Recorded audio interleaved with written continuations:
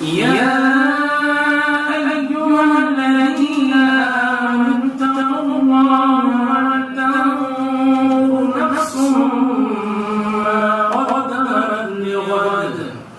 واتقوا الله إن الله خبير بما تعملون ولا تكونوا كالذين نسوا الله فأنساهم أنفسهم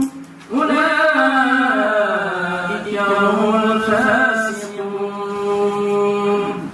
لا يستوي أصحاب النار وأصحاب الجنة أصحاب الجنة هم الفائزون